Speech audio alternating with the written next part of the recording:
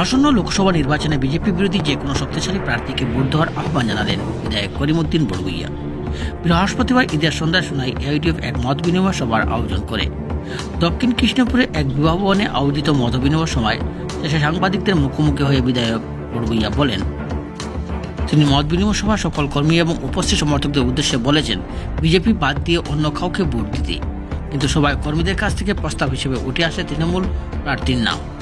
সে কথায় তিনি সমর্থন না করে বলেছেন, সোনাইয়ের জনগণ যে প্রার্থী পছন্দ করবেন তিনিও সেই প্রার্থীকে মতদান করবেন। এতে বৃহত্তর সোনাইবাসীকে নিয়ে আবারও মত বিনিময় সভার আয়োজন করতে হবে বলেও জানান। সোনাই থেকে নিপ্পু লস্করের রিপোর্ট। আমার সমষ্টি কমিটির সভাপতি খালেদা খান, আঞ্চলিক প্রেসিডেন্ট জনবাবু সহ দলীয় নেতৃত্বে একটা বুথ সভা ঈদের উপলক্ষে একটা গেট টুগেদার ইনভাইট করছেন, সব আইছে।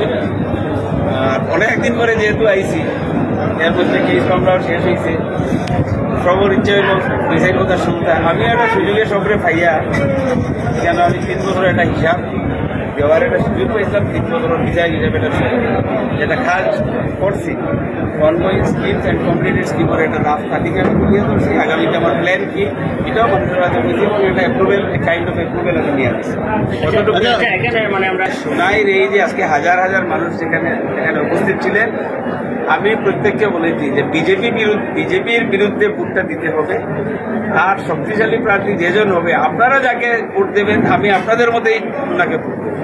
অনেকে আমাকে তৃণমূলের কথা বলেছেন, রাধেশ্যাম বিশ্বাসের কথা বলেছেন, আমি কিন্তু বলেছি না, আবার আপনারা বসুন, ফাইনাল সিদ্ধান্ত আপনারা যে সিদ্ধান্ত।